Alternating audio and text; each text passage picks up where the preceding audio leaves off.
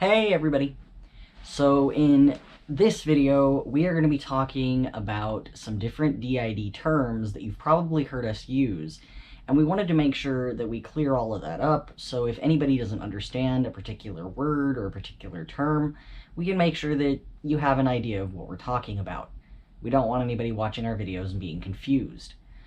So, the first term is system member, alter. Some people use terms like parts. We really don't like that. But they all essentially mean the same thing. Headmate, system member, alter, part. All of these things mean an individual member of the system for DID or OSDD who shares a body with more than one other person. So the entities that are all housed in one body are all system members. Now, a system. The system is the actual group, whether it's 2, 10, 100, 1,000. The system is the group of individuals that all share the same body. Now, trauma, most of you likely know, but for those of you who don't, trauma is any extremely negative event that creates lasting effects. It doesn't have to last forever, but it has to be something that is significant enough to the individual person experiencing it to create distinct problems in their life. Now, for different types of system members, littles are children. They are kids in the system. They're anybody, in our case, under the age of 13 all the way down. We count everybody in that group as littles. Some other people divide it a little bit differently. For some people, the cutoff is a little earlier, but for us, that's where it sits. And then teens, you can also sometimes hear the term middles, refers to anybody age 13 through 18. And then adults, 18 and up. So there can be people that don't quite fit into that. That's where you have what are called age sliders. An age slider is a person who moves from one age through a range of other ages depending upon what experience they're having at the time and how it relates to the past. Now, dissociation. That's a big one. Dissociation is the sense of loss of connection with your body and loss of connection with the reality around you. Daydreaming is dissociation. Highway hypnosis is dissociation. It's where you momentarily lose touch with yourself and what's going on around you, and you have gaps in memory in severe cases of those events. Now, there's of course many different kinds of dissociation, and we're not going to get into all of those right now, but you can have dissociation and not lose memory. It is possible.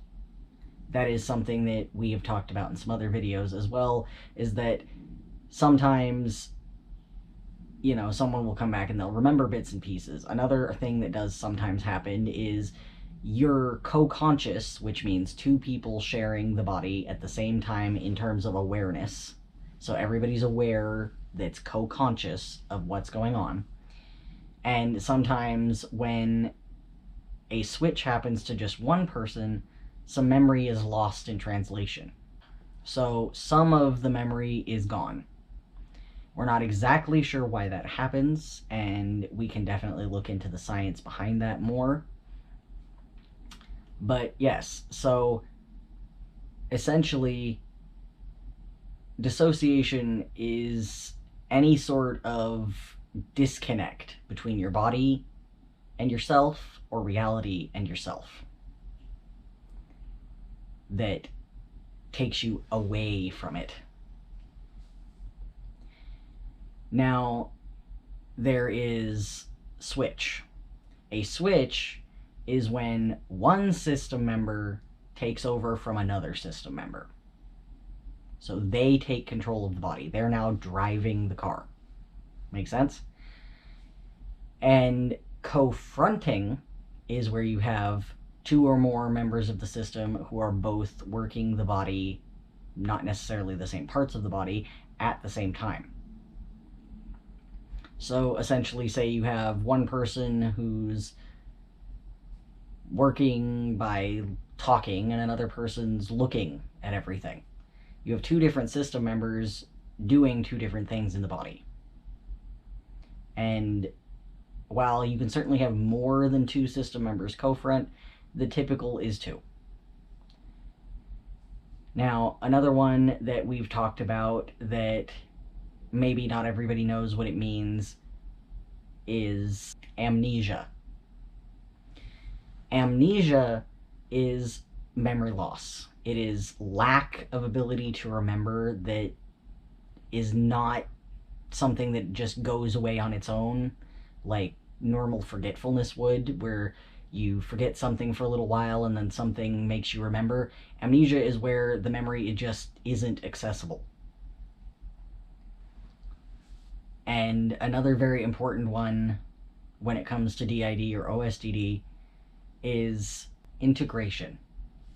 Now, integration is when members of the system merge into a single identity. Now, as we talked about in a previous video, not all systems having DID or OSDD choose integration. And in fact, these days, most don't.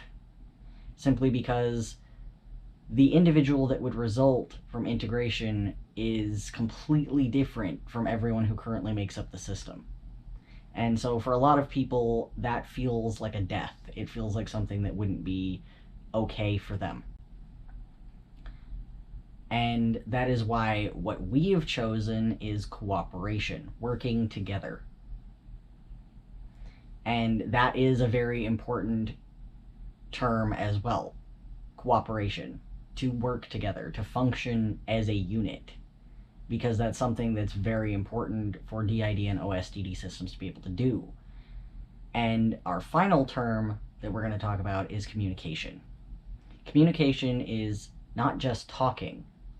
It's the ability to pass information from one individual to another individual. And when it comes to DID or OSDD, communication means being able to talk to other system members, whether that's through writing, through internal conversation, through out loud conversation, video recordings. It's the ability to share that information through communication. So we hope this helped clear up some things for anybody who might have been confused, and we hope you enjoyed this video. If you did, please like, subscribe, and don't forget to hit that notification bell. Have a good day, everybody.